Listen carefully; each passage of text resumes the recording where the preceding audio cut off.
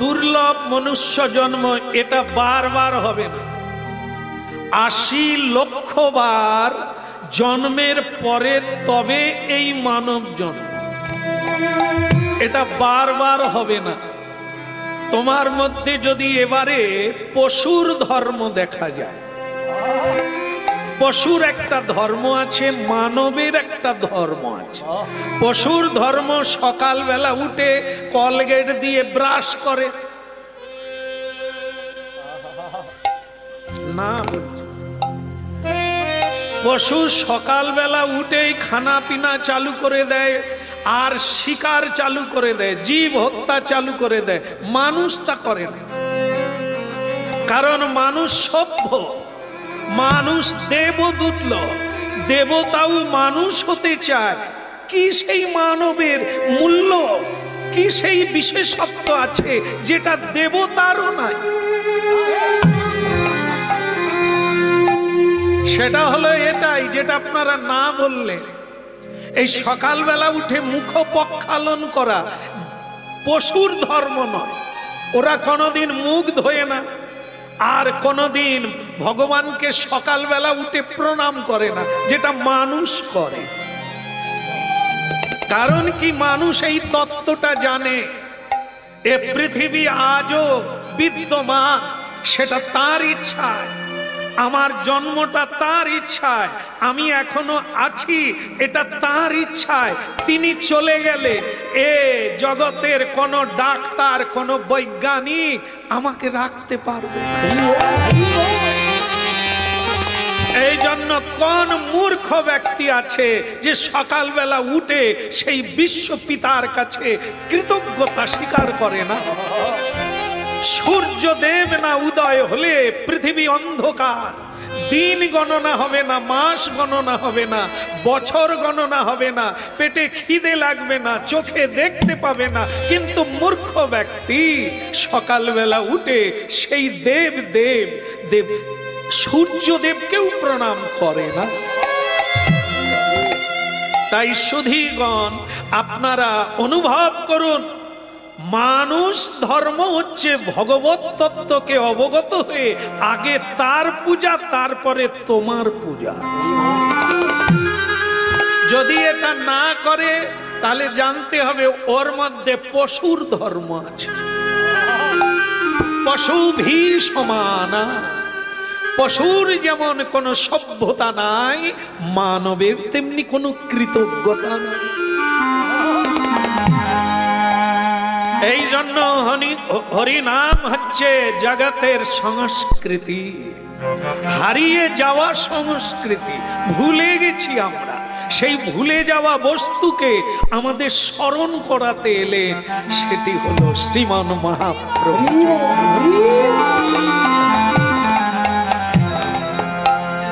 উঁচু জমিতে জল টেকে না, নিচু হলে বলতো।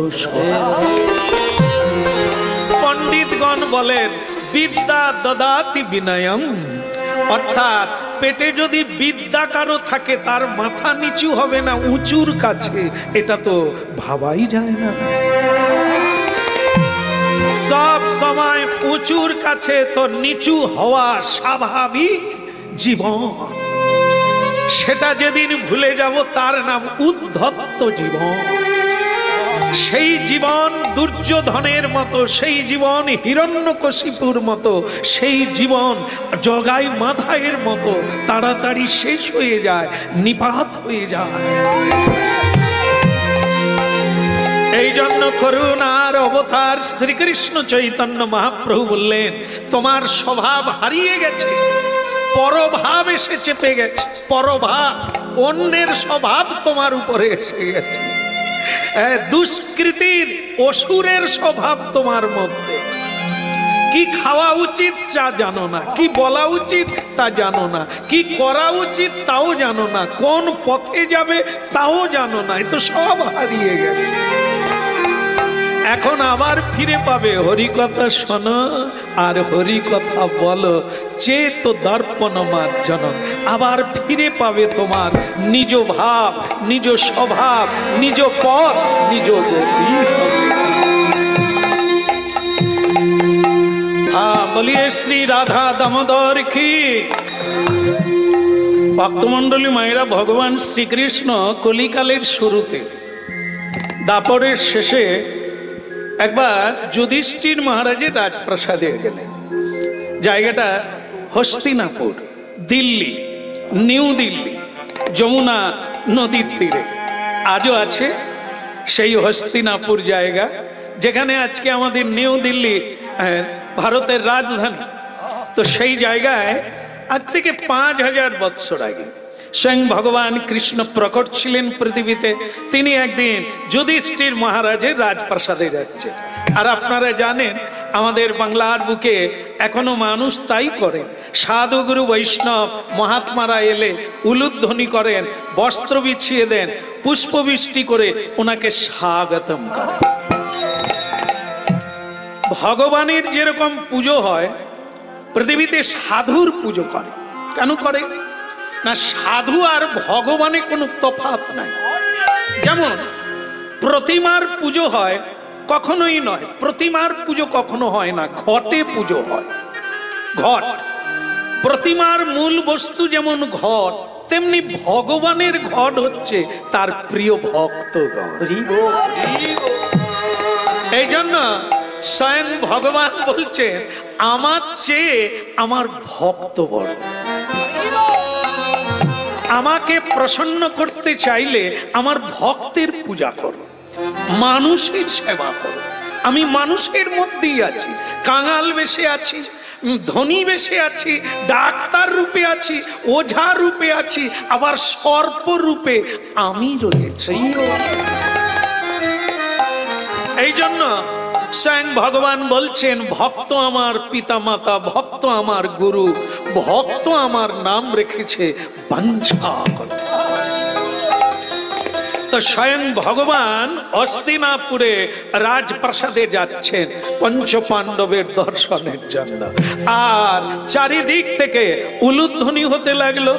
উলুধ্বনি শঙ্খধ্বনি করে যত নারী, উলুধ্বনি শঙ্খধ্বনি করে যত নারী, উলুধ্বনি শঙ্খধ্বনি করে যত নারী, উলুধ্বনি শঙ্খধ্বনি করে যত নারী। কে বলে হরি হরি ধ্বনি করে ভক্ত মণ্ডলী, হরি হরি ধ্বনি করে ভক্ত মণ্ডলী, উলুধ্বনি শঙ্খধ্বনি।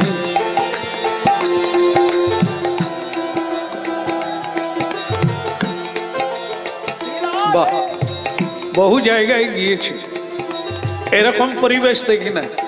সুন্দর। আপনাদের হৃদয়ে যে ছিটে ফোটা ভক্তি আছে, ভগবানের জন্য যে একটা জায়গা আছে হৃদয়ে, এটা বোঝাই গেল উলুধ্বনি আর হরিধ্বনি শ্রবণ করি। উলুধ্বনি শঙ্খধ্বনি করে যত নারী, উলুধ্বনি শঙ্খধ্বনি করে যত নারী।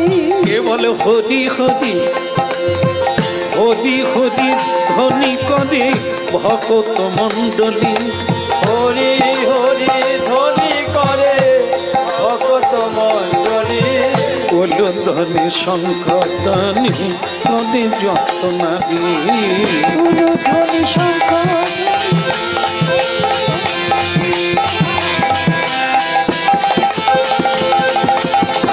তাই গৌর হরি হরি।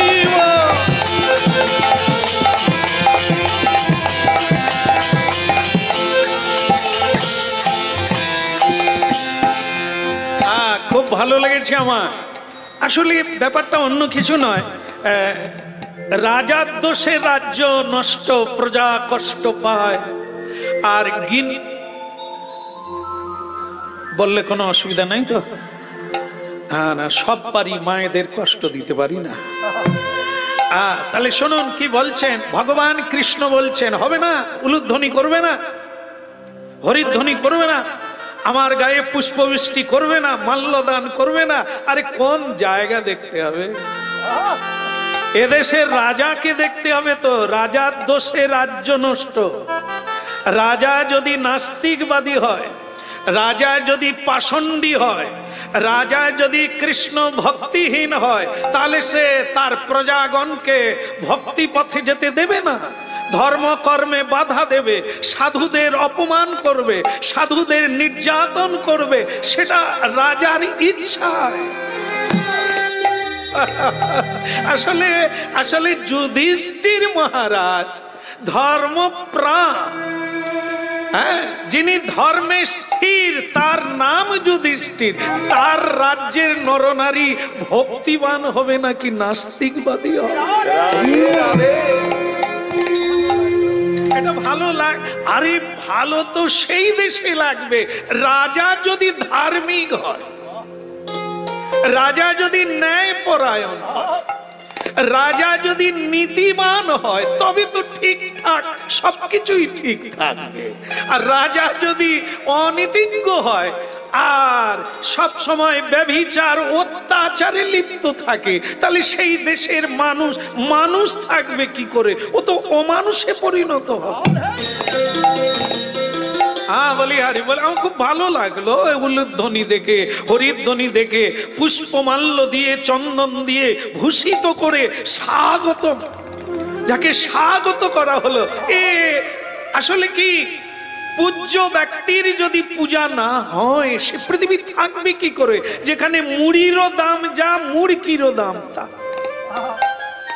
মিছুরি আর মুড়ির দাম যদি এক হয় তাহলে ওখানে ন্যায় নাই, শুধু অন্যায় আছে। ন্যায় অন্যায় দুটো ভেদ থাকবে, তফাৎ থাকবে, তবে তো বিচার হবে। আর যেখানে এগুলোর কোনো মূল্য নাই সেখানেও কোনো মূল্য নাই। ভালো ভালো ভালো লাগলো। নিশ্চয়ই রাজা ধার্মিক যুধিষ্ঠির মহারাজ, তার জন্যই আপনার দেশের, আপনার রাজ্যের এই অবস্থা ভারী সুন্দর। হ্যাঁ, ওরে কোন দেশে আছো রে?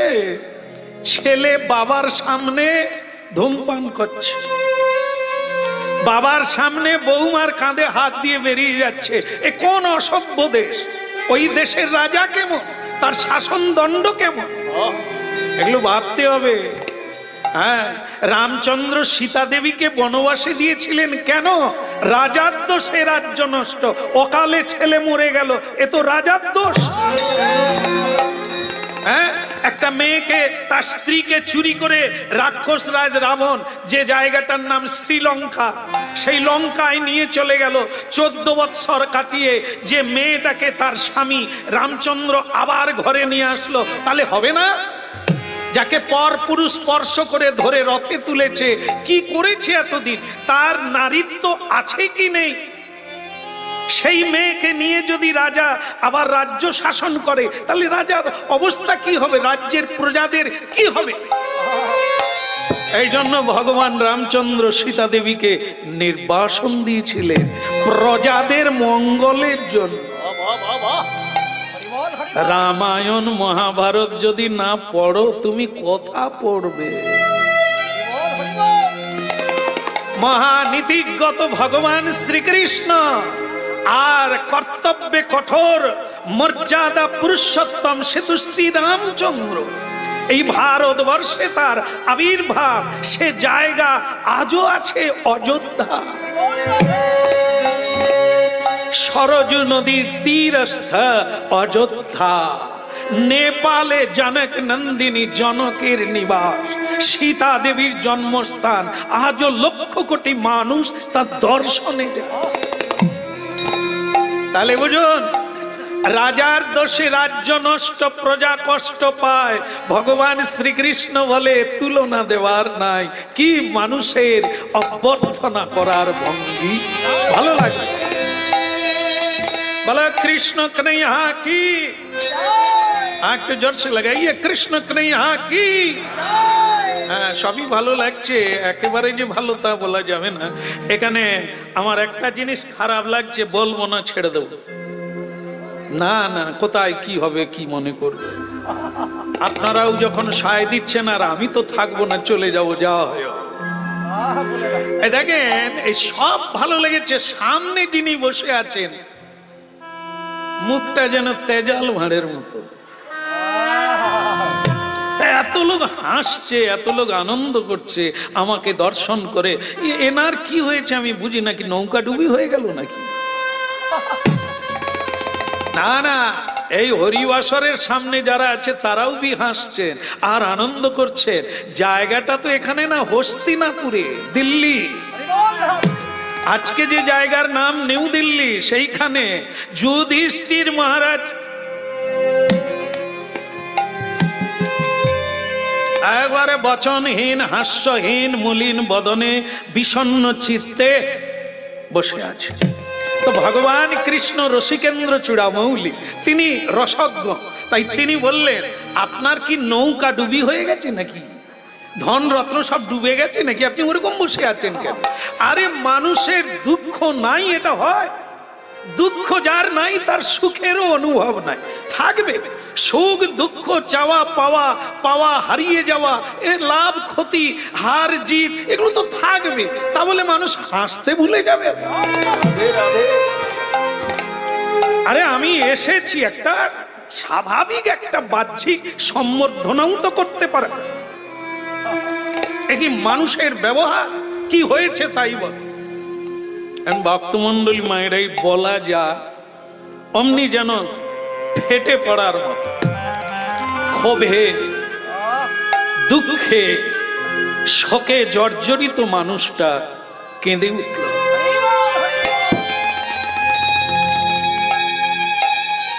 যদুপতি, কথাটা যদি অন্য কেউ বলতো মেনে নিতাম, তুমি বললে কৃষ্ণ, তুমি আমাকে বললে আমার নৌকা ডুবি হয়ে গেছে।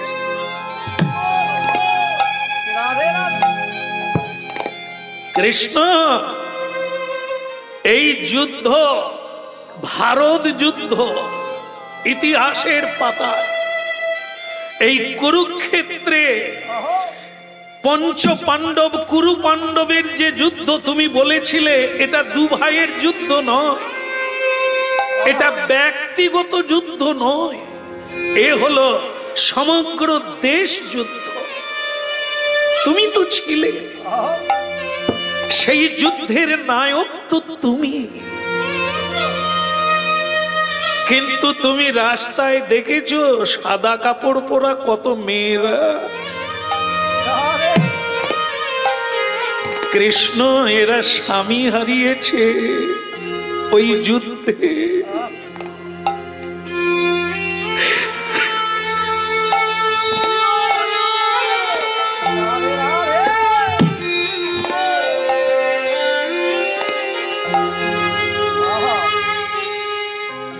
ওই দেখো ছেলে মেয়েরা কাঁদছে, কেউ বাবা বলছে, কেউ দাদা বলছে। ওই যুদ্ধে এরা বাবা হারিয়েছে।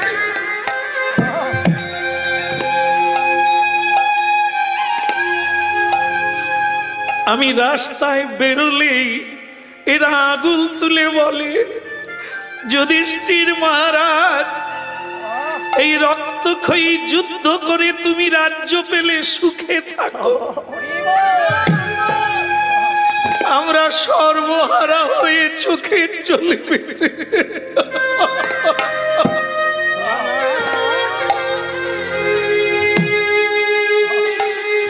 পারি না। কৃষ্ণ, থাকতে পারি না।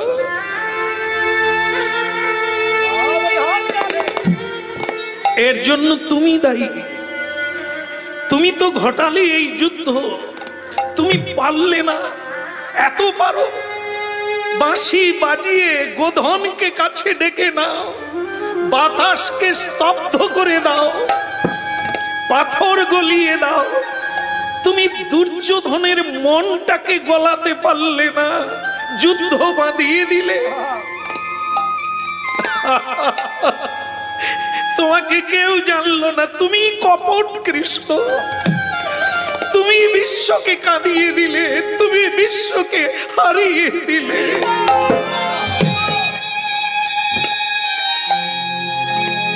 আজ আমার চোখের জল সে তোমার জন্য।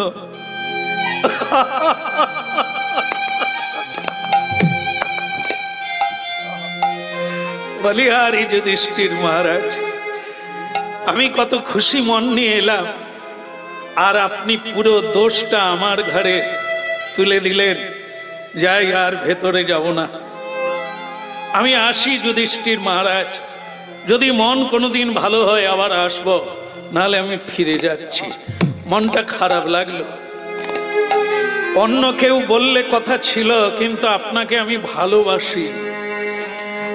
আপনি যখন বনবাসে গিয়েছিলেন, আমিও বনবাসে গিয়ে আপনার সঙ্গে দেখা করে আপনাকে খুশি করেছিলাম, আর আজ আপনি আমাকেই দোষী করে দিলেন। আসি, ভালো লাগছে না, মনটা পরে আসবো। যুধিষ্ঠির মহারাজ চোখের জল মুছে বললেন, দাঁড়ান দাঁড়ান, রাগ তোমারই আছে, আমার থাকতে পারে না। এইটুকু কথা শুনেই তুমি চলে যাচ্ছ, বিগড়ে যাচ্ছ কৃষ্ণ, তাহলে আমি কি করে আছি? যুধিষ্ঠির মহারাজ ওসব বাদ দেন, আমি একবার যমুনার তীরে কিছুক্ষণ বসে মনটাকে ঠিক করি। এই জন্য লোকে যমুনার তীরে যায়, নদীর তীরে যায়, সমুদ্রের তীরে যায়, পাহাড়ের কোলে যায়। কেন? মন ওখানে বদলে যায়। যুধিষ্ঠির মহারাজ বলে, যদি যেতেই হয় আমিও আপনার সঙ্গে যাব, কারণ আমারও মন ভালো নেই। তো ভালো কথা, একসঙ্গেই যাই। আসেন আসেন, একসঙ্গে যাই। ভক্তমণ্ডলী মায়েরা, ভগবান কৃষ্ণ আগে আগে, যুধিষ্ঠির মহারাজ পিছনে যাচ্ছে। আহারে মুরারে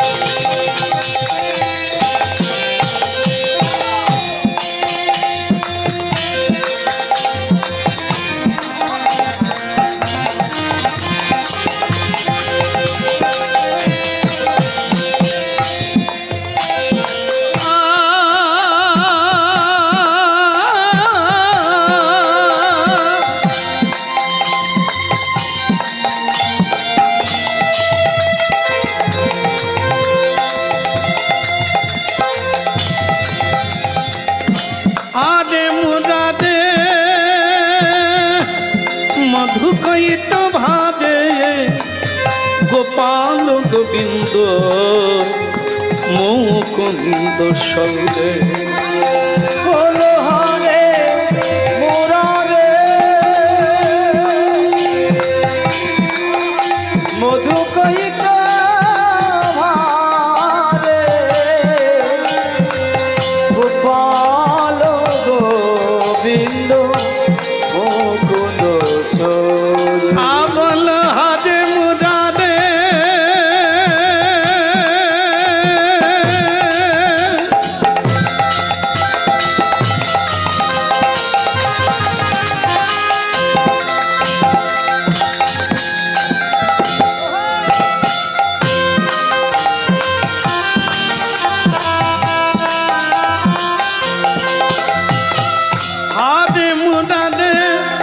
মধুকৈট ভাজে গোপাল গোবিন্দ মুকুন্দ সৌদে। বলো হরে মুরারে মধুকৈট ভারে গোপাল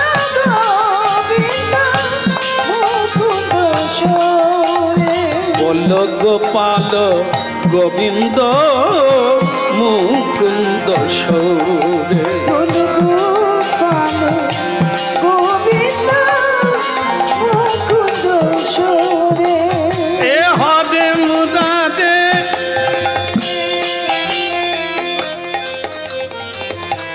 আরে যুধিষ্ঠির মহারাজ কোথায় গেল? মুশকিল হলো। আরে মহারাজ বলে আমি এখানে। ওখানে কি করছেন? বলে একটা দৃশ্য দেখছি। ওখানে আর কি দৃশ্য দেখলে? আরে আপনি কৃষ্ণ তুমি এসো না, তুমিও দেখলে অবাক হবে, এ দৃশ্য কোনোদিন তুমি দেখো না। ভগবান কৃষ্ণ বলে তোমাকে তো এই জন্যই টেনে এনেছি। কারণ অনেক মানুষ আছে বোঝালেও বোঝে না, তাদেরকে করে দেখাতে হয়, প্র্যাকটিক্যালি আনতে হয়। যতই তুমি বাচ্চাকে আস্তে আস্তে যতই তুমি বাচ্চাকে বলো সাবধানে চলো পড়ে যাবে, সে বলে আমি বড় হয়ে গেছি। যখন হুচুট খেয়ে পড়ে যায় তখন সে বুঝতে পারে আর তাড়াহুড়ো করে অছন্দে চলা যাবে না, ছন্দে চলতে হবে।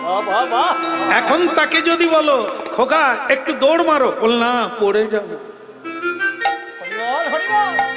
এই জন্য অনেক কথা বললে বোঝে, অনেক কথা জীবনে প্র্যাকটিক্যাল সম্মুখীন হলে ঘাত প্রত্যাঘাত, ঘাত প্রতিঘাতে মানুষ শিক্ষা লাভ করে, তাই দরকারও আছে।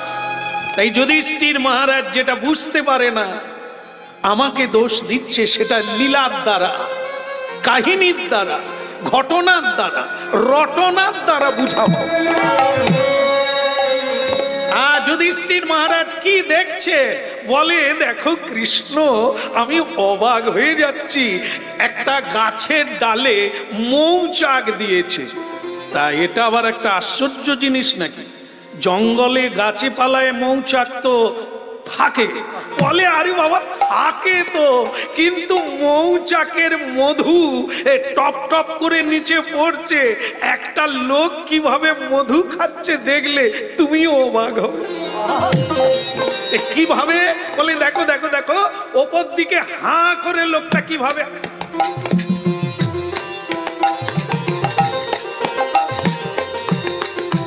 হ্যাঁ, কৃষ্ণ বলে খারাপ নয়, যে যার ধান্দায় সে তার আছে, তুমি তোমার ধান্দায় চলো, এখানে দাঁড়িয়ে লাভ নেই। বলে দাঁড়াও না দেখি না কিরকম।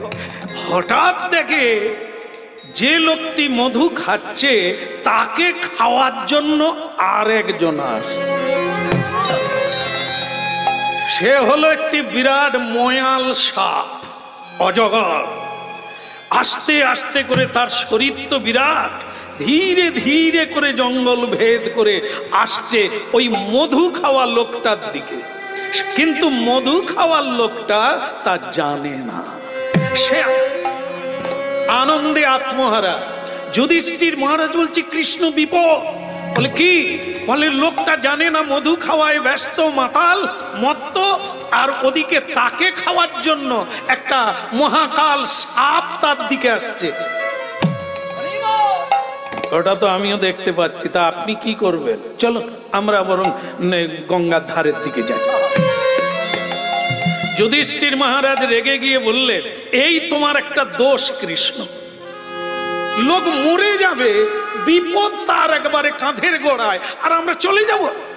এই জন্যই তো তোমাকে বললাম এত লোক যে মরেছে কুরুক্ষেত্রে তোমারই জন্য।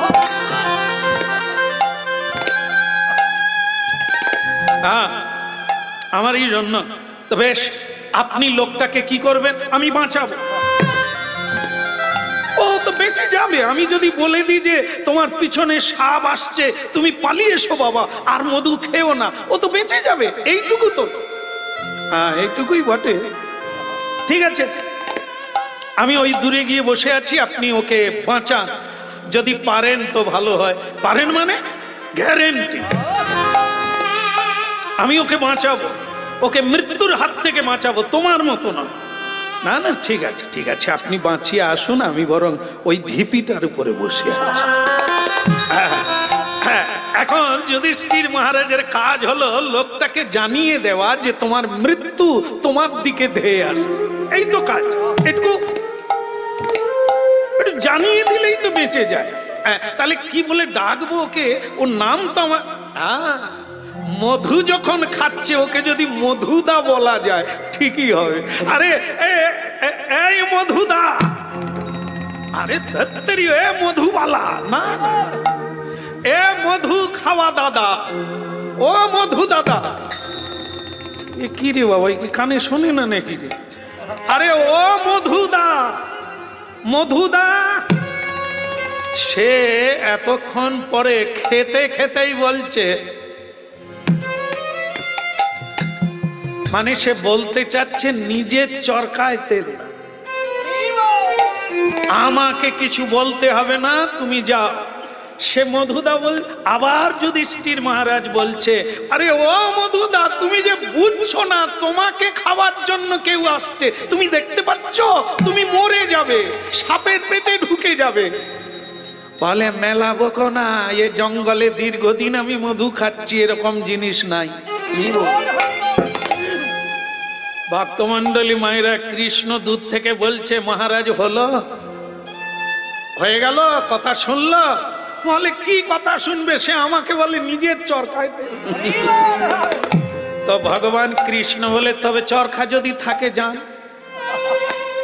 যুধিষ্ঠির মহারাজ বলে, তোমরা সব একই দলের লোক, লোকটাকে তো এখনই বাঁচানো যায়। দাদা দাদা, আর মধু খাবেন না, সাপ তোমাকে খেতে যাচ্ছে, তুমি এবার চলে এসো বাবা। সে তখন বলে, তোমার চালাকি আমি বুঝি না, আমি সরে গেলে মধু তুমি খাবে, আমি বুঝি না। হ্যাঁ, এই যুগের মানুষকে আমি চিনি না, তার মানে আমি সরে যাব, আর সরে গেলে আমার জায়গাটা তুমি নেবে। ও হচ্ছে না, যে যার চরকায় তেল দাও, আমার কাজ আমাকে করতে দাও। ভক্তমন্ডলী মায়েরা, এক জীবন দর্শন। নিজেদেরকে দেখে নেন, ওই জায়গাটায় আমরা আছি কিনা। ভগবান কৃষ্ণ যুধিষ্ঠির মহারাজের কাছে এলেন, হলো মহারাজ, হলো, পারলেন বোঝাতে? বলে কিছুতেই তো তাকে বোঝাতে পারছি। বোঝান বোঝান, চেষ্টা তো করুন, না হলে মরে যাবে তো, আপনি বোঝান। আরে কি বোঝাবো, অজগর তো এসে গেছে। দেখতে দেখতে, কথা বলতে বলতে অজগর বড় মুখ করে ওর মাথাটাকে মুখে ঢুকে, ওর মাথাটাকে গপ করে মুখের মধ্যে ঢুকিয়ে নিয়ে টানতে টানতে জঙ্গলের ভেতরে ঢুকে গেল। যুধিষ্ঠির মহারাজ কাঁদছেন, টপ টপ করে চোখের জল পড়ছে। কৃষ্ণ বলছেন, মহারাজ পারলেন, একটা মানুষ, তাকেই ঘোরাতে পারলেন না বুঝিয়ে, অথচ সত্য।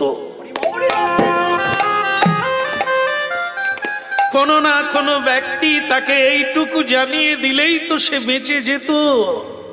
কিন্তু আপনি এত চেষ্টা করলেন, আপনি কি বোঝাতে পারলেন একটা মানুষকে, ঘোরাতে পারলেন, তাকে বাঁচাতে পারলেন?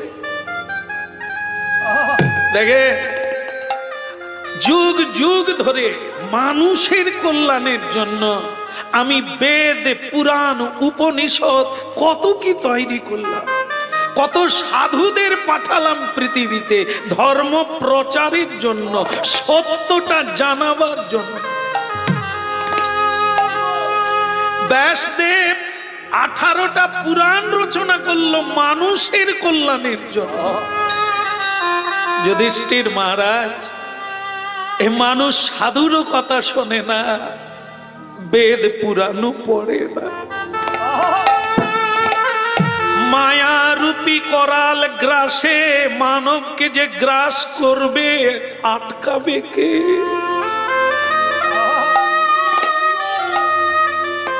আটকাবে কে? এটাই তো দুঃখের বিষয়, বললেও কেউ শোনে না। আপনি জানেন, আপনার নিষেধ সত্ত্বেও আমি নিজের থেকে দুর্যোধনের কাছে গিয়েছি, এই যুদ্ধ যাতে না হয়। কেউ শোনে না, আমার বাণী কেউ মানে না। যদি না শোনে, তাকে বাঁচাবে কে? যেমন আপনি একজনা মানুষকে ঘোরাতে পারলেন না, আমি বিশ্বকে ঘোরাবো কি করে? বেদ, পুরাণ, কথা, বাণী, উপনিষদ সব দিয়েছি মানুষ বুঝবে বলে। কিন্তু সেই মানুষ যদি এদিক পানে না তাকায়, কোনো কথা না শোনে, আমি কি করতে পারি? সংসারে মজিলি গৌরাঙ্গ ভুলিলি, না শুনিলি সাধুর কথা। সংসারে মজিলি গৌরাঙ্গ ভুলিলি, না শুনিলি সাধুর কথা। ও তুই গৌরাঙ্গ ভুলিলি। আচ্ছা, হরিবাসর কমিটি ভিক্ষার দ্বারাই ভগবানের সেবা করছেন, আপনাদেরও সেবা করছেন। এখনো আপনাদের সামনে ভিক্ষার ঝুলি নিয়ে যেতে চাইছে, আপনাদের সাধ্য অনুসারে ভগবত সেবায় দান করবেন, এইটুকু কথা। নিতাই গৌর প্রেমানন্দে। তুই সংসারে মজিলি গৌরাঙ্গ ভুলিলি, না শুনিলি সাধুর কথা। ও তোর ইহ পরকাল, ইহ পরকাল দুকুল খোয়ালি, ইহ পরকাল দুকুল খোয়ালি, খাইলি আপন মাথা। ইহ পরকাল দুকুল খোয়ালি, খাইলি আপন মাথা। তুই ইহ পরকাল দুকুল খোয়ালি, খাইলি আপন মাথা।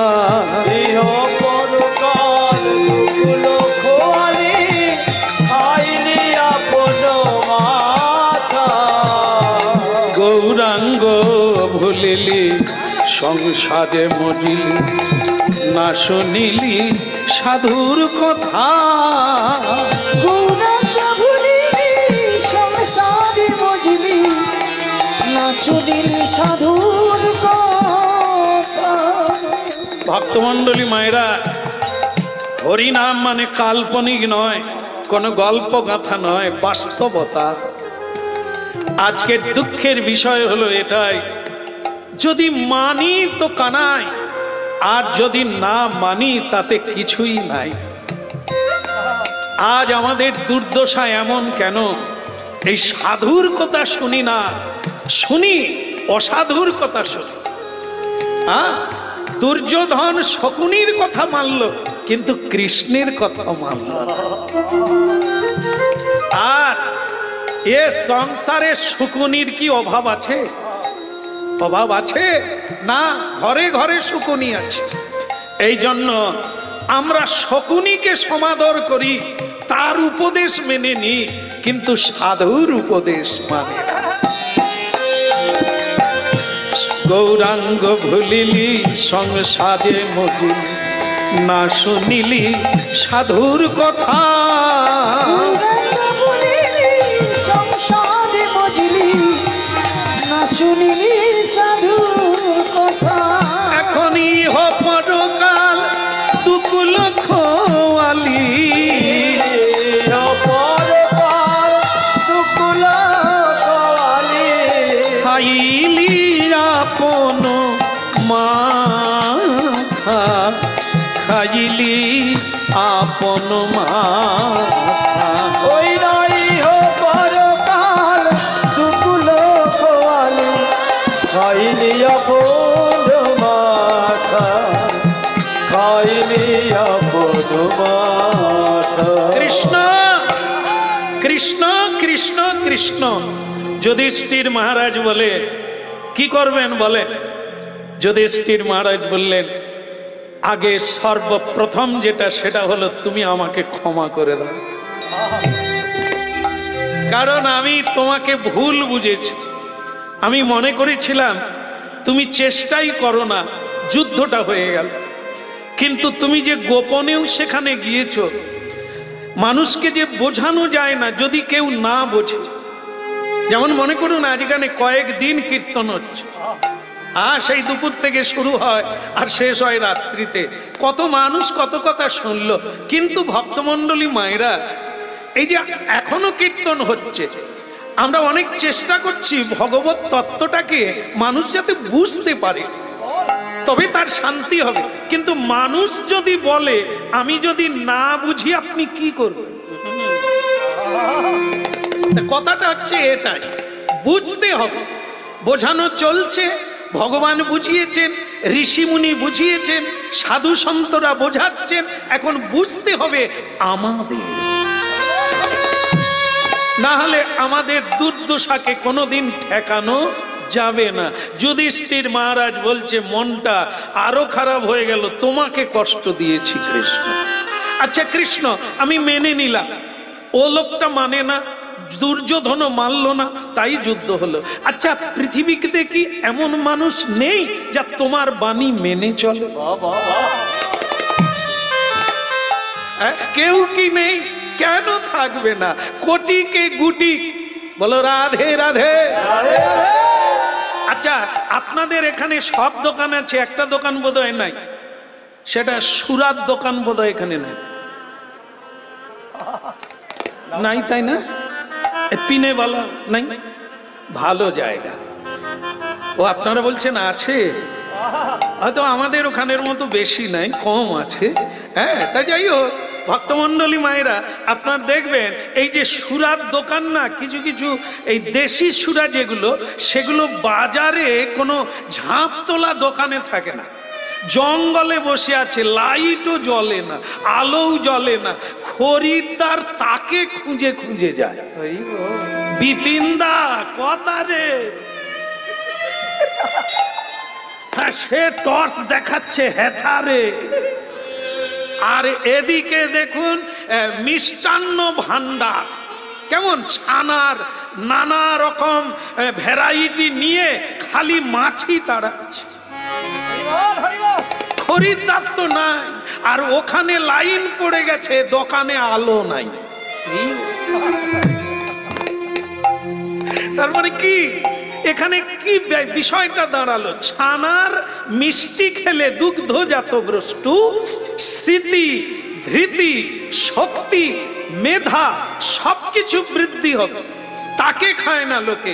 তেলে ভাজা দোকানে লাইন দিয়ে শিক্ষিত ব্যক্তিরা দাঁড়িয়ে আছে। তপনদা একটু হাত চালিয়ে করো, আমার 15টা। আমার বউ বলে দিয়েছে তেলে ভাজা না আনলে তোমাকে ভেজে ফেলব। তা তপনদা একটু হাত চালাও। তাকে একজন বলছে দাদা ছেলে মেয়ে ভালো থাকবে, তুমি এই কি কাঁচা গোল্লা নিয়ে যান না, এখন খেজুর গুড়ের গোল্লা কি সুন্দর, নিয়ে যান। বলে ছিঁড়ে ফেলে দেবে জানালা দিয়ে। তার মানে এবার বুঝুন শিক্ষা কোথায় গেছে। তেলে ভাজা খাবে, যে তেল 5 বছর বদল করেন, ওই কড়া ধোয়নি, তাতেই তেল ঢেলে ঢেলে চালিয়ে যাচ্ছে, আর আমরা সেই জীবাণুগুলো পেটের মধ্যে ভরে নে। আমরাই শিক্ষায় এগিয়ে গিয়েছি, আমরাই দীক্ষায় এগিয়ে গিয়েছি, সমাজ সংস্কার করছি। সুরার দোকানে লাইন, তেলে ভাজা দোকানের লাইন, ময়রার দোকানে মাছি উঠছে। তাহলে মানুষ চাইছে কি? জ্ঞানের কথা যেখানে হবে, সত্য কথা যেখানে হবে, সেখানে লাইন নাই। এই রকম যারা পাশা খেলে জীবনের পাশা উল্টে দেবে, আমরা সেই শকুনিদের মতো লটারির দোকানে লাইন পড়ে যায়। এই মানে কি বলবো, জুয়া খেলা, এগুলো খেলার জন্য আমরা ব্যস্ত হয়ে উঠেছি, কিন্তু আসল খেলায় যোগদান করি না। বলো না আমাদের ভুলিতে তাহারে, সুধা মাকা এই না, কৃষ্ণ নাম মধুমাকা এই না।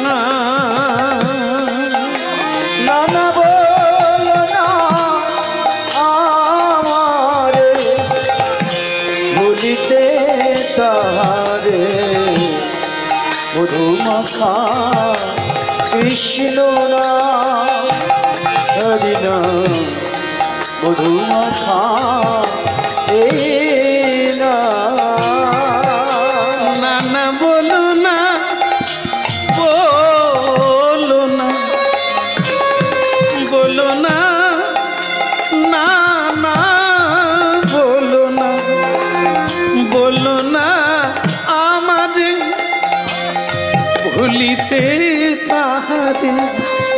সুধা মাখা এই না কৃষ্ণ না মধু মাখা এই না বলো না আমারে ভুলিতে তাহারে সুধা মাখা এই নাম কৃষ্ণ নাম মধু মাখা এই নাম। বলো না বলো না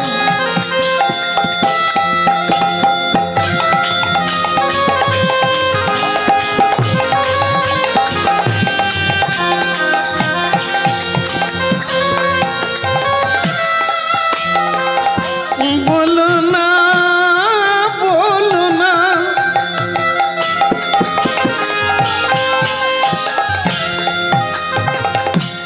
বলো না আমাকে ভুলিতে তাহারে সুধা মাখা এই না মধুর কৃষ্ণ না মধু মাখা এই না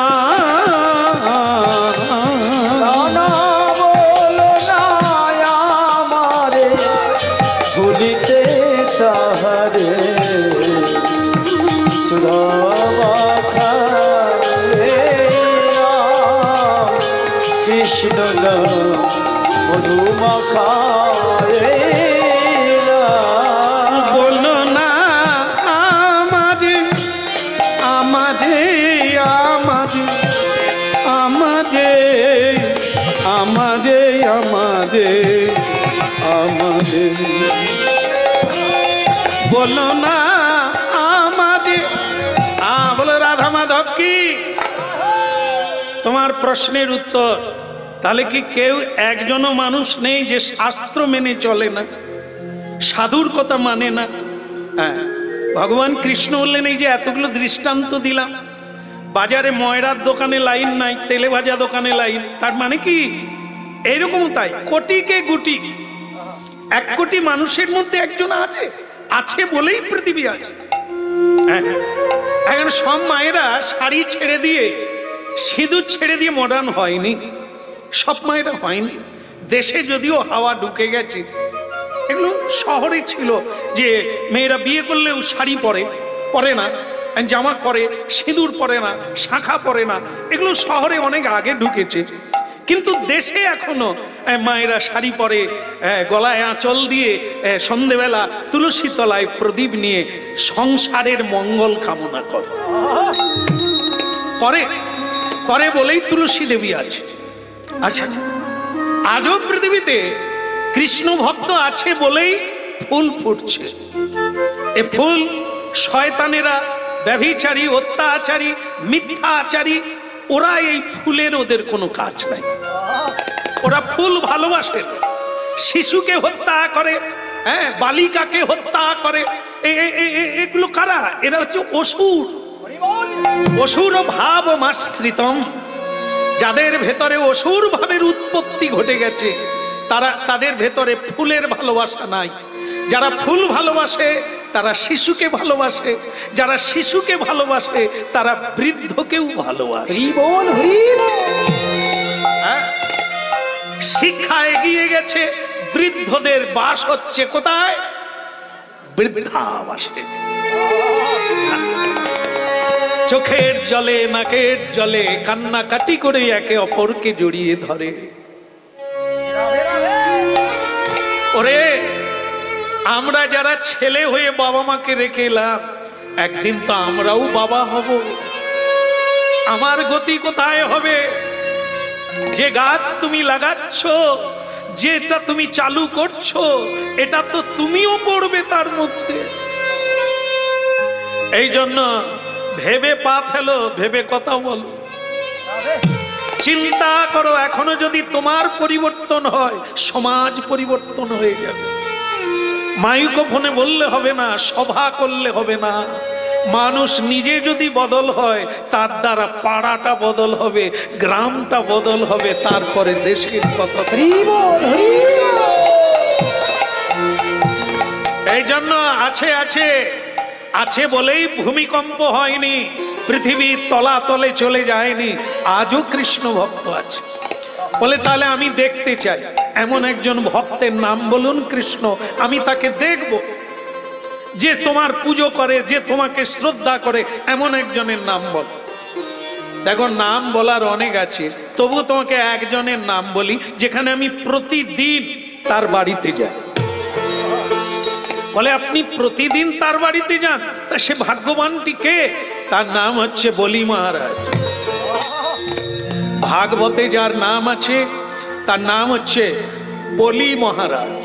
তার বাড়িতে আমার কথা দেওয়া আছে, বাক্য দেওয়া আছে, প্রতিশ্রুতি দেওয়া আছে, প্রতিদিন এক দণ্ড করে তার বাড়িতে আমাকে দর্শন দিতে যেতে হবে। আজ এখনো যাওয়া হয়নি, আমি যাব। যুধিষ্ঠির মহারাজ বলে আমি সেই ভক্তকে দেখব, আমিও যাব। ভগবান বলে চলো চলো যাওয়া যাক।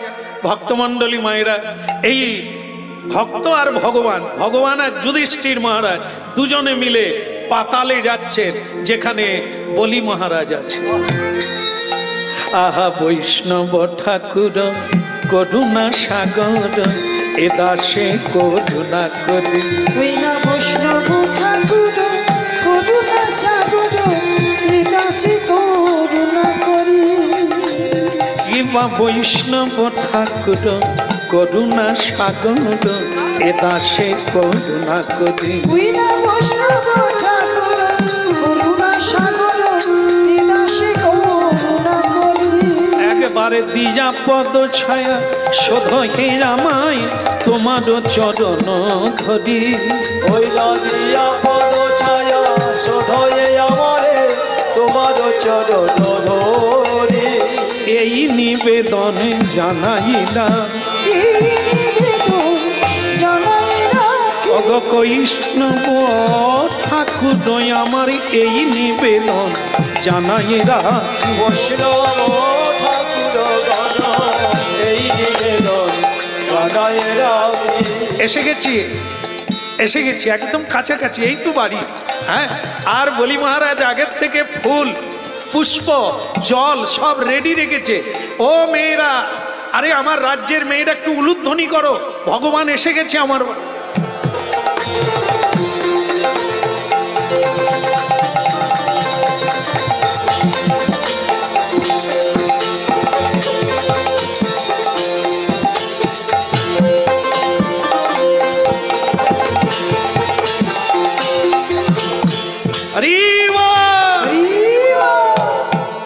যুধিষ্ঠির মহারাজ বলে কি অভ্যর্থনার ঘটা, ভালো সুন্দর।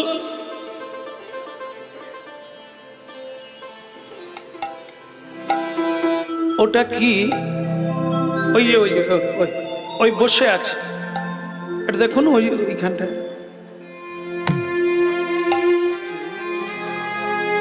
বলো রাধে রাধে। যুধিষ্ঠির মহারাজ ঘরের মধ্যে ঢুকতে গিয়ে ভগবান ঢুকে গেছেন, কিন্তু যুধিষ্ঠির মহারাজ চৌকাঠ পার হলো না, দাঁড়িয়ে একটা দৃশ্য দেখলেন। সেটা কি? কে একজন বসে আছে মুখ নিচু করে, হাঁটুর উপর পা গুঁজে। কে তুমি? দেখে তাকে মানুষ, কিন্তু শিকল দিয়ে বাঁধা, পরনে রাজবেশ, মনে হয় রাজার ছেলে, কিন্তু তাকে শিকল দিয়ে বাঁধা। যুধিষ্ঠির মহারাজ বললেন ভগবান কৃষ্ণ বলছেন ইনি নাকি পরম বৈষ্ণব, ভগবানের ভক্ত। তো তিনি যদি ভক্ত হবে, তার বাড়িতে এরকম নির্মম ভাবে একজনকে শিকল দিয়ে বেঁধে রেখেছে।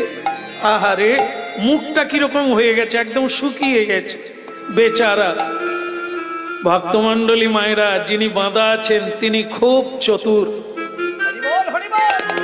তিনি এক এক মানুষের এক এক চরিত্র ভালো বুঝেন, কাকে কি দিয়ে ঠকাতে হবে ও ঠকবাজি চতুর, খুব চতুর। তাই এই যুধিষ্ঠির মহারাজ ধার্মিক। এই যেমন আমরা দেখবেন, এখন আমরা যখন বাসে ট্রেনে কীর্তন গাইতাম, তো সারা রাত কীর্তন গেয়ে সকালবেলা বাসে উঠতাম, আর সিট নাই। তো তখন কোনো লোককে বলতাম, দাদা আপনি উঠে গেলে সিটটা আমাকে দেবে, অনুরোধ করে বলতাম। সে বললো, হ্যাঁ বাবা তুমি কীর্তন করেছো, সারা রাত জেগেছো, আমি উঠে যাব, তোমাকে দিয়ে যাব। জানেন, একদম পাক্কা কথা। ও লোক বলে না, আমি বলেছি। এখন সে লোক উঠলো, আমার সাইটের লোক, মানে আমি তো তালপাতা সিপাই, তাই আমাকে এক গুঁতো মেরে বসে গেল। আমি বললাম, দাদা এই লোকটাকে জিজ্ঞাসা করুন, আমি বলেছি যে আপনি উঠলে আমাকে দেবেন। হ্যাঁ, সে তখন, আমি বললাম দাদা একটু বলে যান যে আপনি আমাকে বলেছে। সে বলে, আমার বলার সময় নাই, গাড়ি ছেড়ে দেবে, আমার নামবার সময়। সে চলে গেল। আমি তখন এনাকে বললাম, দাদা সিটটা আমার। সে আমাকে স্পষ্ট এত লোকের সামনে বলিল, তোমার বাবা। সিটটা কি তোমার বাবা যে তুমি দাবি করবে আর তোমাকে আমি ছেড়ে দেবো? ভক্তমন্ডলী মায়েরা, আমি বললাম, দাদা বাবা টাবার কথা উঠলো কেন? আমি তো আপনাকে বললাম যে ও লোককে আমি বলেছিলাম। সে তখন বলে, এক ঠাই করে মেরে দেবো, কীর্তন ভুলে যাবে। তো ভক্তমন্ডলী মায়েরা আবার শেষে কি বললো জানেন? আমি কীর্তন গান, এই আপনার কীর্তন, আমাকে বলছেন সিট ছেড়ে দেন। দেখলেন তো, মানে কীর্তন গাই বলে কোনো অন্যায়েরও প্রতিবাদ করা যাবে। তুমি কীর্তন গান করো, তোমার মুখে এই কথা, মানে আমার জায়গায়ও যদি কেউ বাড়ি বসিয়ে দেয়, আমি হাত জোড়ো করে তাকে বলবো, দাদা ঠিক আছে, মানে তবে হবে। কীর্তন গায় তো তাহলে ঠিক হবে। মানে কীর্তন গাই বলে আমাদের কোনো অন্যায়ের প্রতিবাদও করা যাবে। তুমি না সাধু, তোমার এটা বলা ঠিক হয়েছে? তাই এই জন্য আমরা অনেক সময় কুলু মেটে না দেখার ভান করে পালিয়ে আয়, ভাই কীর্তন গাই। তাই ভক্তমন্ডলী মাহিরা, এখানে যেটা তত্ত্বটা দাঁড়ালো সেটা কি? এই যে অ্যাক্টিং মানে অভিনয়, ওই যে শিকল দিয়ে বাঁধা, লোকটি জানে যারা ধর্মপ্রাণ মানুষ তাদেরকে একটু অভিনয় করলেই ওদের দরদ উছলে পড়বে। হ্যাঁ, তো ভক্তমন্ডলী মায়েরা অমনি বলে উঠল, কি আরে ভাই তোমাকে বেঁধে রেখেছি কেন? কি অন্যায় তুমি করেছিলে? সেই লোকটি তখন কথা না বলে ভাবের দ্বারা বোঝাচ্ছে।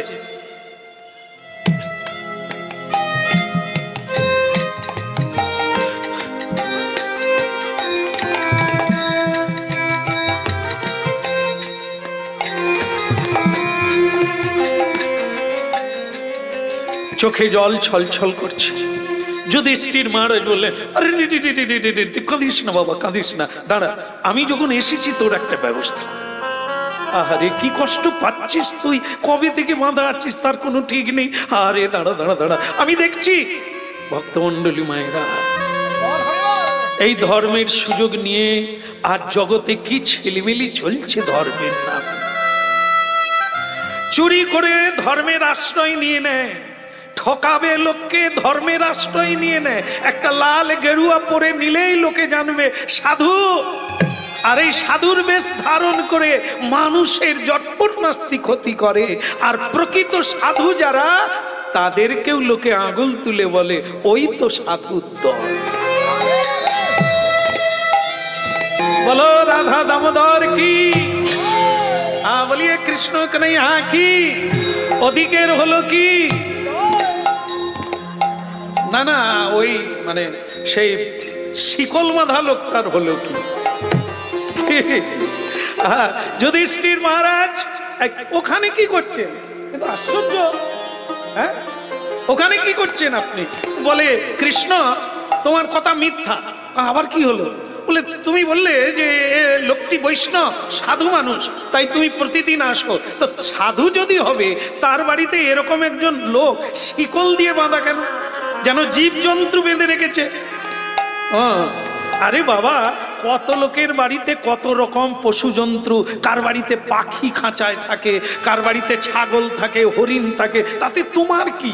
যে কাজে এসেছি সে কাজে চলো না। কার ঘরের দেওয়ালে কি ক্যালেন্ডার আছে আমার তো সব দেখার। চলে এসো। যুধিষ্ঠির মহারাজ বলে, আমার মনে হয় তোমার সঙ্গে আসাই আমার ভুল হয়েছে, এরকম একটা অন্যায় দেখে ছেড়ে দিয়ে চলে যাব। ভগবান কৃষ্ণ বলে, আমারও মনে হয় ভুল হয়েছে তোমাকে আনা। তুমি যে জায়গায় জায়গায় আটকে যাবে আমি কি জানি? আরে বাবা, তার ঘরে কত রকম থাকবে, রাজা মানুষ, কত কি ঘটে, আমার কি দরকার, চলে এসো না। না, এই লোকটাকে আমি কথা দিয়েছি, একে ছাড়িয়ে দেবো, একে বাঁধন খুলে দিতে হবে। কৃষ্ণ বলে, আমি কি করে, আমি তো তাকে বাঁধিনি, আমি খুলবো কি করে? বলে, তোমারই ভক্ত যখন বলি মহারাজ, তাকে বলো। ও কি জ্বালায় পড়লাম। বলি মহারাজ বলে, প্রভু আপনি ভেতরে আসুন, একটু এখানে আসো তো। কি হয়েছে বলুন? বলে, আচ্ছা এই তোমার ঘর বাড়ির প্রাসাদ ভারী সুন্দর, ফুল গাছে, ফুল গাছ দিয়ে টব দিয়ে আলপনা দিয়ে কি সুন্দর আঁকা বাঁকা, কিন্তু তার ভেতরে একটা মানুষকে তুমি শিকল দিয়ে বেঁধে রেখেছো, এটা কি ঠিক মানান হয়েছে? বলি মহারাজ বলে, প্রভু আপনি তো অন্তর্যামী, আপনি জানেন না একে। ভগবান কৃষ্ণ বলে, আমি জানলে কি হবে, সঙ্গে যাকে এনেছি সে তো জানেনি। এই জন্য তুমি একটু ব্যাখ্যা করে বলো তো, এর ব্যাপারটা কি, একে কেন বেঁধেছো, ছাড়বে কবে, এ ছাড়া পাবে কবে? তা বলি মহারাজ বলে, ও এখন ছাড়া পাবে না। আসলে কি জানেন ওর নাম কি? যুধিষ্ঠির মহারাজ বলে, কি নাম? এর নাম হচ্ছে কলি।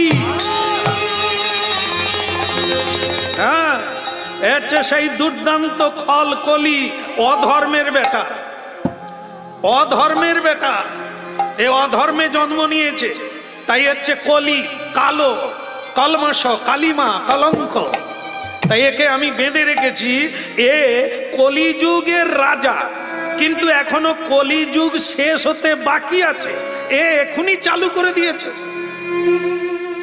এখনই চালু করে দিয়েছে অত্যাচার। তাই একে আমি বেঁধে রেখেছি, কলিকাল এলে তবে একে ছাড়। ভগবান বলে, তোমার মতো লোকই বাঁধতে পারে, তুমি রেখে দাও বেঁধে বাবা।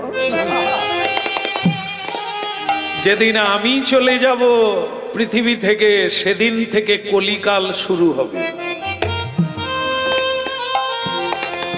আমার স্পর্শ, আমার পা যতদিন মাটিতে লেগে থাকবে, এ পৃথিবীতে অত্যাচার হবে না, আরে কলির প্রবেশ ঘটবে না।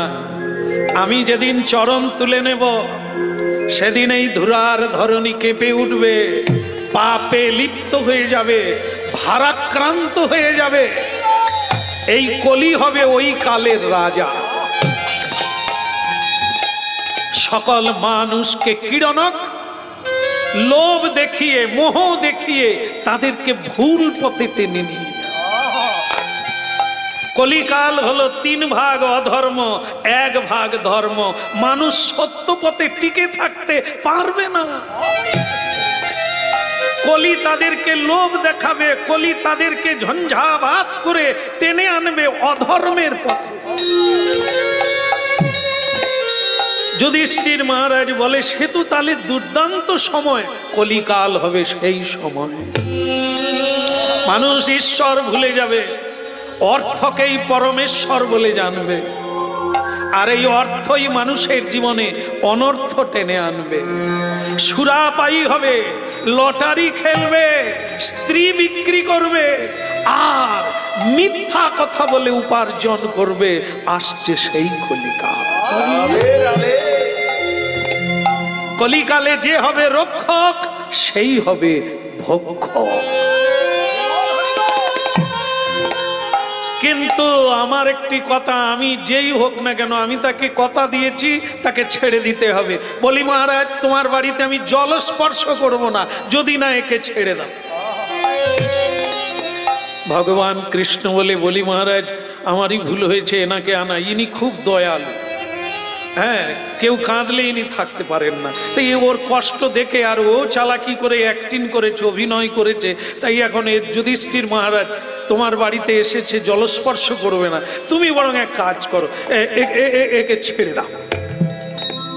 হে ভগবান, আপনি বলছেন, আমার কোনো আপত্তি নেই, কিন্তু মানুষের ক্ষতি করবে, এই সময় থেকেই ও চালু করে দেবে। ঠিক আছে, যাকে এনেছেন তিনি পরম ভক্ত, আমার বাড়িতে পদধূলি দিয়েছে, না খেয়ে চলে যাবে, তাই আমি ওকে ছেড়ে দিলাম। এই হতভাগা, বেঁচে গেল।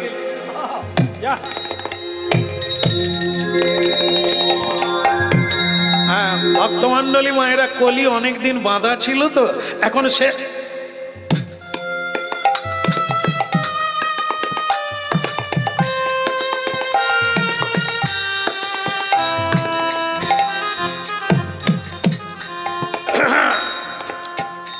হরি ওম তৎসৎ। হ্যাঁ কৃষ্ণ, আমাকে ছেড়ে দিয়েছো তুমি, আমি তোমারই ঘাড়ে চাপবো। নাম আমার কলি, একটা মানুষকে আমি ভালো থাকতে দেব না, সব কিরণ করে নাও। তা সেই কলি, এই যে চুলের কায়দা আছে না, এখন দেখেন না কলিকালের মানুষের চুল দেখবেন ছেলেরা কাটে এখন, সেরকম মাঝখানে মুরগির মতো আছে, আর নাই, আর কোথাও দেখেন না। তাই আমার তাতেই 3-4টা কালার। হ্যাঁ, ওই মোটর বাইক নিয়ে যাচ্ছে আর কলিকালের কুমারী মেয়েরা যেন রাজপুত্তুর চলে গেল। এ রাজকন্যা জানে না বাইকটা ওর বাবার পয়সা। আর এরা জানেন তো, আমরা পাম্পে তেল ভরি, ওরাও পাম্পে যায়, দাদা 50 টাকার তেল। আরে কত দূর যাবে? 2 লাখ টাকার বাইক 50 টাকার তেল ভরে। আরে ঘর যেতে পারবি? ঠেলা শুরু করতে হবে। কি করবে? ওটাও তো পকেট মেরে এনেছে, বাপের পকেট মেরে। আর এরাই এমন স্টাইল মারবে কলির মতো, যেন মনে হবে যে রাজপুত্র রয়েছে। আর কত কুমারী মেয়েরা এদেরই পাল্লায় পড়ে ধিঁদুল হয়ে ঘরে ফিরে। এরা তো রূপ দেখে, চুলের ঝলকানি দেখে, চামড়ার ঝলকানি দেখে, গুণ দেখে না। অনেক গুণের গুণধর, কিন্তু তার চামড়াটা কালা বলে তাকে পছন্দ না। এরা গোরা চাই। হ্যাঁ, ক্যামেরাম্যানও হাসতিছে। ওই লাইনে যাসনি বাপ, থালে মুলে সব হারাবে। হ্যাঁ, একটা হরিণ জানেন তো, নীতি গল্পে পড়েছিলাম, একটা হরিণ ঝর্ণার তীরে গিয়ে নিজের মুখটা দেখতে পেল, কি প্রশংসা! বলে ওই জন্য লোকে বলে হরিণ নয়নী। আমার নয়ন যে এত টানা টানা আমি তো জানতাম না। আহা, এই মানুষ তখন দেখবেন যে তাদের চোখ হরিণের মতো নয় বলে সুরমাকে টেনে একটু লম্বা করে দিল, তবুও হরিণের মতো লাগে, ভালো কথা। হরিণ এতক্ষণ পরে তার শিংটা দেখতে পেল, শিং জোড়া দেখে তো সে থ মেনে গেল। আমার মুখটা তো সুন্দর, তার চাইতে সুন্দর শিং জোড়া, কি অপূর্ব! গাছের মতো শাখা প্রশাখা জুড়ে আছে। তারপরে সেই হরিণটা তার পায়ের দিকে লক্ষ্য করলো, দেখলো পাকটির মতো সরু সরু। হরিণের মনটা খারাপ হয়ে গেল। শিং দুটো কি ভালো, চোখ দুটো কি ভালো, গায়ের দাগগুলো কত সুন্দর, কিন্তু পা 4টা। এই জায়গাটাই ঠিক হলো না। আর ওদিকে জঙ্গলের বাঘ যেই গর্জন ছেড়েছে, হরিণা থাকে।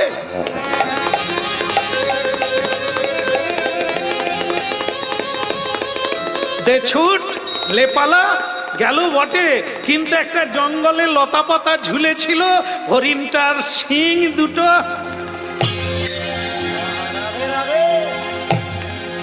জড়িয়ে গেল। ভক্তমণ্ডলী মায়েরা বলুন, যাকে ভালো বলল সেই শিং জোড়া, সেই জড়িয়ে গেল, আর বাঘের পেটে চলে গেল হরিণ। কে ছুটিয়ে আনলো? যার নিন্দা করেছিল। এই নীতি গল্পে আছে, রূপের অহংকার করো না, রূপের পূজা করো না। রূপ বড় খতরনাক। এই তোমাকে জালে জড়িয়ে দেবে আর তোমার মৃত্যু অবশ্যম্ভাবী। ওই হরিণ লতা পাতায় শিং জোড়া দুটো যদি না থাকতো ও বেঁচে যেত। তাই ভক্তমণ্ডলী মায়েরা কি করার, আমরা সকলে রূপের পূজারী। যেখানে রূপ আমরা সেখানে ওই পিপিলিকার মতো পাখা গজিয়ে আগুনে পুড়ে মরে ডানা পুড়ে গিয়ে হাবুডুবু খা।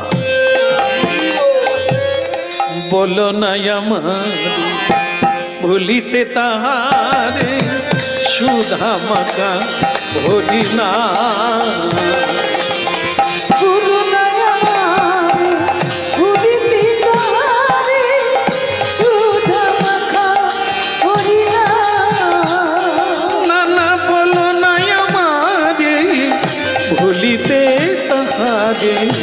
সুধা মাকা ধরি না, নানা বলো না আমারে ভুলিতে তাহারে সুধা মাখা হরি না।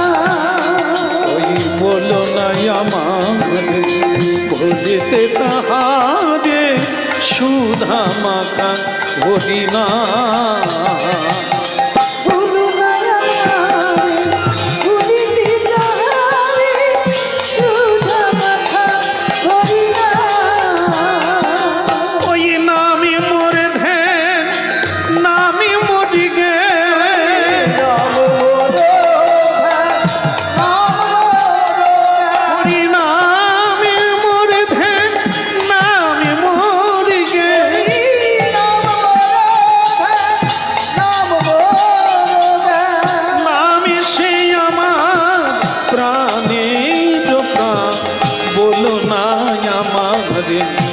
ভুলিতে তাহারে সুধা মাখা হরি না।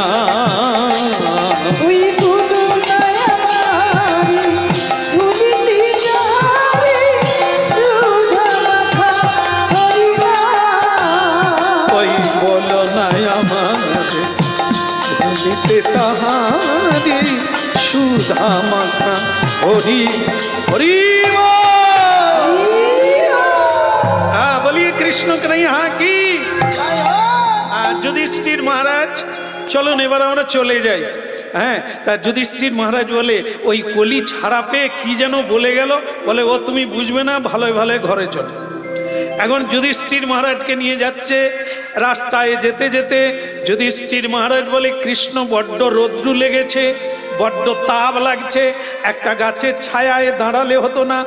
কৃষ্ণ বলে রোদ লাগুক আর বৃষ্টি পড়ুক, পালিয়ে চলো সেটাই ভালো, কারণ তুমি বুঝবে না, তুমি কলিকে ছেড়ে দিয়েছো, কি কাণ্ড করবে তার ঠিক নাই, তুমি বরং পালিয়ে চলো। যুধিষ্ঠির মহারাজ বলে তোমারও ভয় আছে আমি এই দেখলাম, চলো ওই বট গাছের তলায় দাঁড়াই। ভগবান বলে বাবলা গাছের তলায় দাঁড়াও, সেও ভালো, বট গাছের তলায় দাঁড়িয়েও না। যুধিষ্ঠির মহারাজ বলে ঠান্ডা সীতামা তাকে আশীর্বাদ দিয়েছে বট বৃক্ষকে, তার তলায় যে দাঁড়াবে তার হৃদয় শীতল হয়ে যাবে, চলো ওইখানে দেখ। এইবার বট গাছের তলায় দাঁড়ালো। যুধিষ্ঠির মহারাজ বলে দেখো না কি শান্তি পেলাম, কি সুন্দর ঠান্ডা, কত ছায়া। হঠাৎ দেখা গেল বৃষ্টি নেমে গেছে। তা যুধিষ্ঠির মহারাজ বলে কৃষ্ণ বৃষ্টি পড়ছে, চারিদিকে রোদ, অথচ বৃষ্টি কেন? ভগবান বলে তোমাকে বলেছিলাম খেজুর গাছের তলায় দাঁড়াও, তুমি বট গাছের গোড়ায় দাঁড়ালে, এখন বৃষ্টি কোনো জায়গায় হয়নি, বট গাছের গোড়ায় বৃষ্টি হচ্ছে। তা যুধিষ্ঠির মহারাজ এরকম মুছতে মুছতে খানিকটা বৃষ্টি মুখে ঢুকে গেছে। আর যেই মুখে ঢুকে গেছে যুধিষ্ঠির মহারাজ বলে কৃষ্ণ এতদিন আমি জানতাম যে সমুদ্রের জলকে বাষ্পায়িত করে সূর্যদেব আকাশে নিয়ে নেয়, তারপর তাকে ফিল্টার করে তাকে মিষ্টি করে, মিষ্টি জল বৃষ্টির দ্বারা পৃথিবীতে বর্ষণ করে, তাই লোকে চাষবাস করতে পারে। কিন্তু এ বৃষ্টি নোনা নোনা লাগছে কেন? ভগবান বলে বোধহয় ফিল্টার করতে মনে নাই। বলে কি যে বলো না, এত ফিল্টার হচ্ছে। তো বলে বৃষ্টির জল কখনো নোনা নোনা লাগে? বলে আমি তো খেয়ে দেখলাম নোনা লাগছে। কৃষ্ণ বলে সব জায়গায় রোদ আছে, কোথাও বৃষ্টি নাই, শুধু বট গাছের তলায় বৃষ্টি হচ্ছে, কায়দা বুঝতে পারো নাই? যুধিষ্ঠির বলে সরল মানুষ বাবু, আমি অত বুঝি, এই বট গাছের তলায় বৃষ্টি হচ্ছে, তা আবার নোনা বৃষ্টি কি? ভগবান কৃষ্ণ বলে আপনার না হয় সরল ঠিক আছেন, আপনি এত দিকে তাকাচ্ছেন, উপর দিকে একবার তাকান, বৃষ্টির উৎপত্তি কোথা থেকে, মানে কোনখান থেকে? সে যন্ত্র তো এইখানেই আছে, মেশিন। হ্যাঁ, তার যুধিষ্ঠির মহারাজ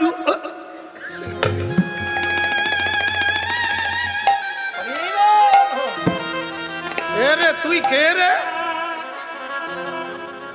সে তো অন্য কেউ নয়, বলি মহারাজের বাড়িতে যে বাঁধা ছিল তো সেই লোক। সে বট গাছের উপরে বসে প্রস্রাব করছে, তার নোনা লাগবে নি বৃষ্টি? হ্যাঁ, সে তো প্রস্রাব করছে, স্বয়ং কৃষ্ণেরও মাথায় পড়ছে। ভগবান বাদ যাবে? সে তো বলে দিয়েছে তুমি আমাকে ছেড়েছ, আমি তোমার গাড়ি চাপ। এখন এই কলি মহারাজ উপরে মগ ডালে বসে প্রস্রাব করছে, আর ভক্ত ভগবান ডুবে হাবুডুবু খাচ্ছে। যুধিষ্ঠির মহারাজ রেগে গিয়ে বলে, হ্যাঁ রে হতভাগা, তোর কাণ্ডজ্ঞান নেই, তোর ধর্ম নেই, ঠিকই আছে, কিন্তু তা বলে তুই ভগবানের গায়ে প্রস্রাব করবি? যে না হলে তুই ছাড়ি পেতিস না, তুই তার গায়ে তার মাথায় প্রস্রাব করলি। ঝপাং করে লাভ দিয়ে পড়ে গেল কলি।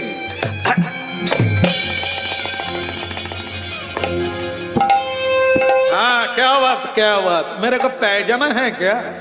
मैं कौन है? मैं वही हूँ, मैं वही हूँ जिनका नाम हो रहा है कली।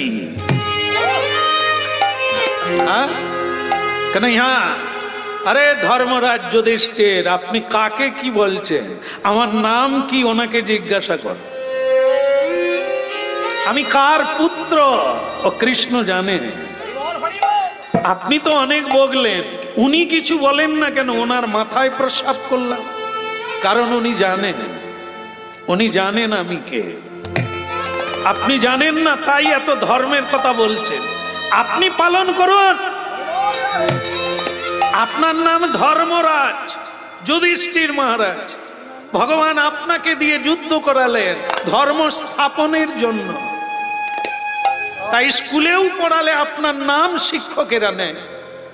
ছেলে মেয়েকে শিক্ষা দিতে গেলে আপনার ধৈর্যের কথা সকলকে শিক্ষা দেয়।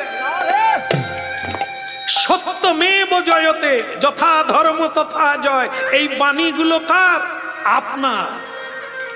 কারণ পৃথিবীতে আপনি ধৈর্য দিয়ে এই ধর্ম পালন করে সত্যকে রক্ষা করে পৃথিবীতে একটা দাগ রেখে গেলেন। কিন্তু আমি কে? আমি অধর্মের পুত্র, আমি কালো কলি। আমি ধর্ম কোথায় পাবো? আমাকে উনি সৃষ্টি করেছেন কলি রূপে। আমার কাজ হচ্ছে মানুষকে অধর্মে টেনে আনা। আমি ধর্ম কোথা থেকে পাবো?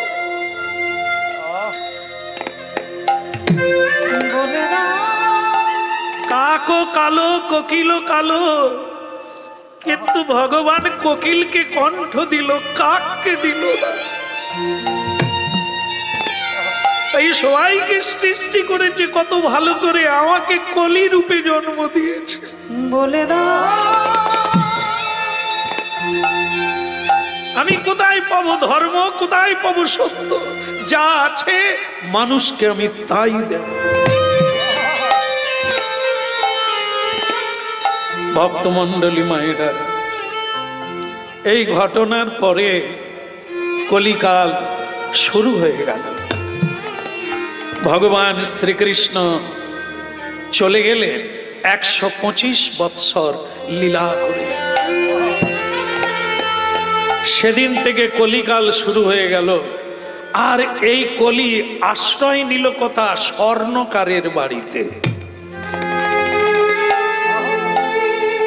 ভক্তমণ্ডলী মায়েরা, ভাগবত কথা আপনারা শুনেন, আপনারা জানেন, ঘরে ঘরে পড়ে। সেখানে কলিকালের রাজা পরীক্ষিত মহারাজ, অর্জুন পুত্র, তিনি বলেছিলেন, এই কলির সঙ্গে তার সাক্ষাৎ হয়েছিল। কলিকে তিনি মারতে চেয়েছিলেন। কলি তাকে জায়গা চাইলো, আমাকে মারবেন না, আমাকে জায়গা দেন, যেখানে থাকতে বলবেন আমি সেইখানে থাকব। তা আপনারা জানেন এই কলি কোথায় থাকে? 5টা জায়গায়। পরীক্ষিত মহারাজ বলে দিয়েছেন, আমি তোকে 5টা জায়গা দিলাম, তার বাইরে তুই থাকবি না। বলে বলুন কোন কোন জায়গা? তাস, যেখানে তাস সেখানে কলির বাস। আপনাদের এখানে তো ওদের তাস খেলা হয় না, কেউ খেলে না বোধ হয়। হ্যাঁ, বলে তাস খেলে কত লোক ভিখারি হয়ে গেল। হ্যাঁ, এ খেলা যারা খেলে, বাবা মা মারা গেলে খবর দিলেও বলবে এই দানটা শেষ হোক। এমন খেলা, এই তাস, পাশা, জুয়া, লটারি, এগুলি হচ্ছে ওরি ভাইরা ভাই। কত মানুষ দেউলে হয়ে গেল এই পাশা খেলতে গিয়ে। যুধিষ্ঠির মহারাজ সর্বহারা হয়ে গেল। তাই যেখানে তাস সেখানে কলির বাস, যেখানে পাশা সেখানে কলির বাসা, যেখানে সুরা সেখানে কলি আছে ভরা,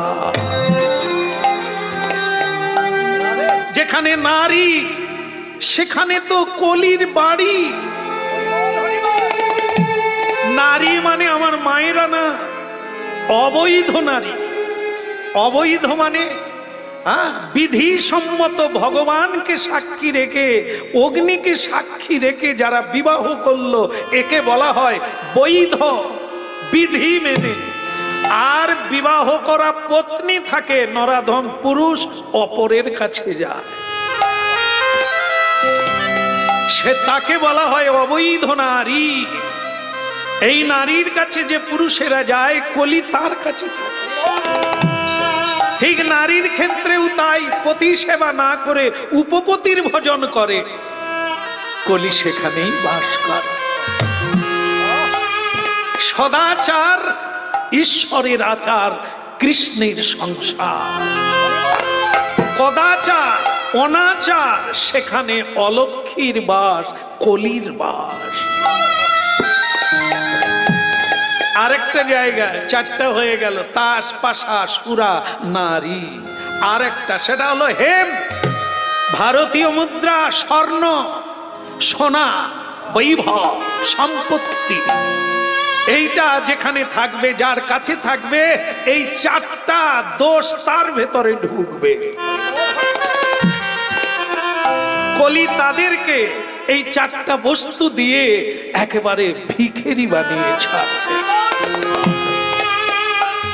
তাই ভক্তমণ্ডলী মায়েরা, বাস্তবতাটা আপনারাই মিলিয়ে নেবেন। কলি থাকলেন কার বাড়ি? স্বর্ণকারের বাড়ি।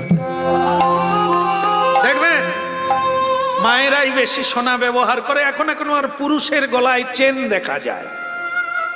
যাই হোক, পড়ুক ভালো, আবার এখানেও চেন পরে যাদের বেশি সোনা থাকে। তবে সাবধান, আপনার লক্ষ্য রাখবেন, যদি সোনা বেশি কেউ পরে, তার স্টাইলটাই বদলে যায় না।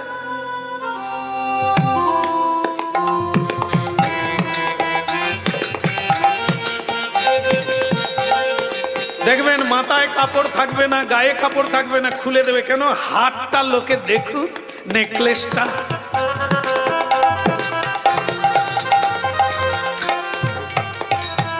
স্টাইলটাই বেড়ে আলাদা হয়ে যাবে। কে করছে? এই সোনা।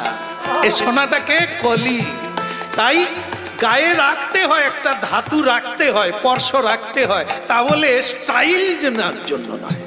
বেশি করবেন তো কলির হাতে উঠে যাবে, আপনাকে ভুল পথে টেনে নিয়ে যাবে।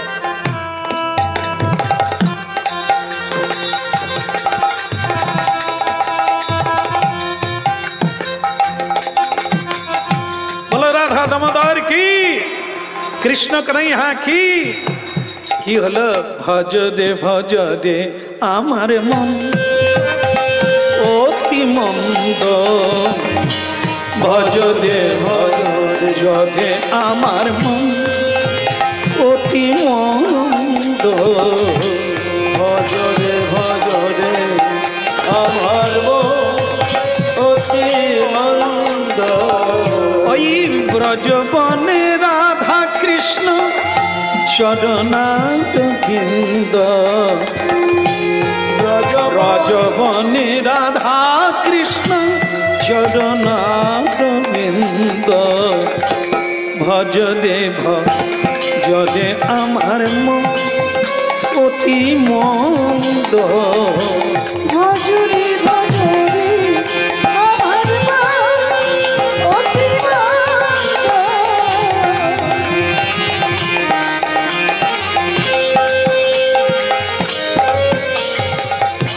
ভজ দে আমার মন অতি মন্দ,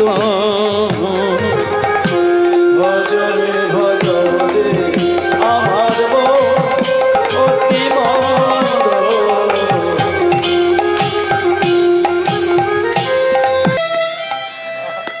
ত্রেতা যুগে রাবণ, তার গুরু ছিল ভগবান ভোলানাথ, যোগী ভোলানাথ।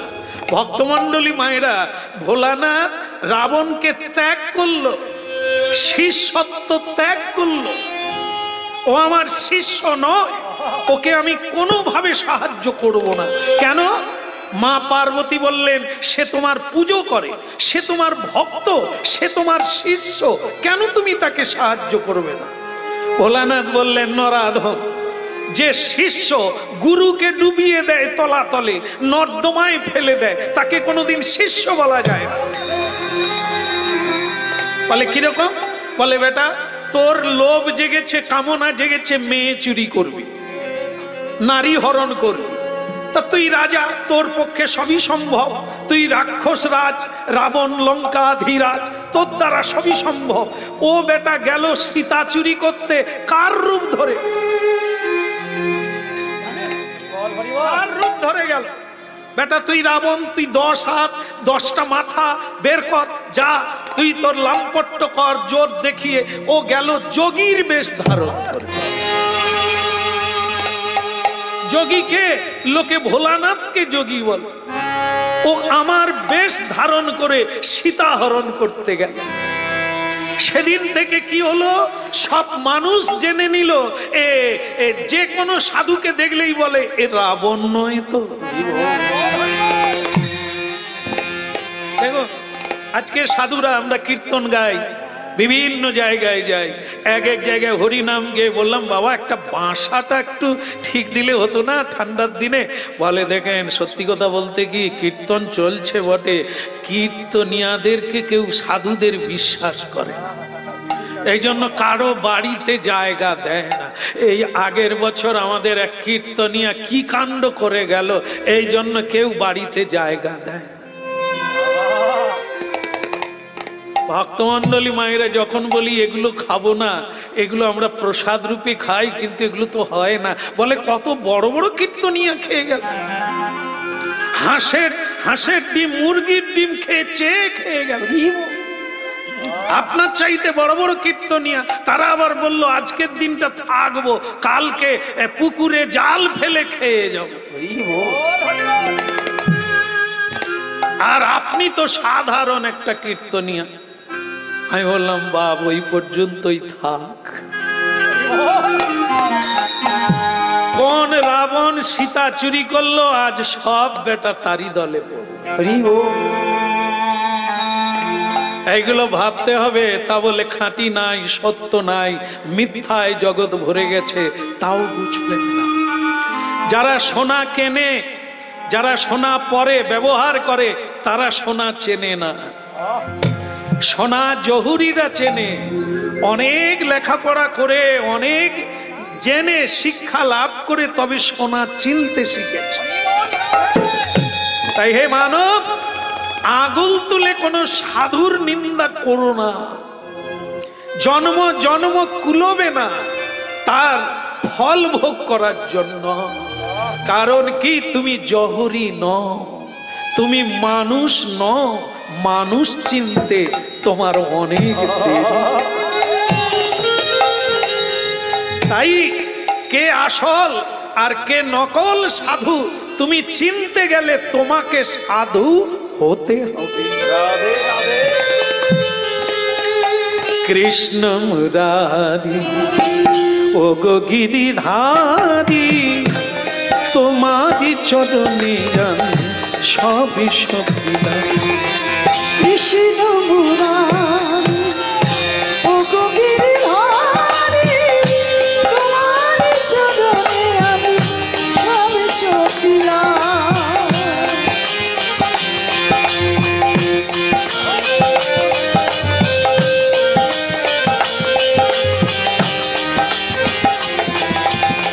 কৃষ্ণ মুরারি ও গো গিরিধারী, তোমারি চরণে আমি সবই সপিলাম। বলো কৃষ্ণ মুরারি ও গো গিরিধারী, তোমারি চরণে আমি সব সপিলাম।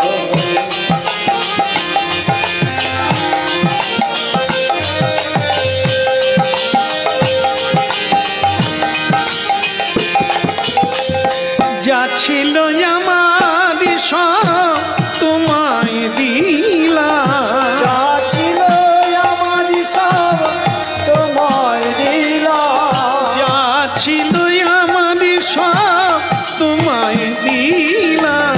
যা ছিল আমার সব তোমায় দিলাম। কৃষ্ণ মুরারি ও গো গিরিধারী, তোমারি চরণে আমি সব সপিলাম। কৃষ্ণ মুরারি ও গো গিরিধারী, তোমারি চরণে আমি সব সপিলাম। কৃষ্ণ মুরারি হৃদয় গৌর হরি হরি, তোমারি চরণে আমি সব সপিলাম। ও গো গিরিধারী, গিরিধারী, গিরিধারী, ও গো গিরিধারী, কৃষ্ণ মুরারি, তোমারি চরণে আমি সবই সপিলাম।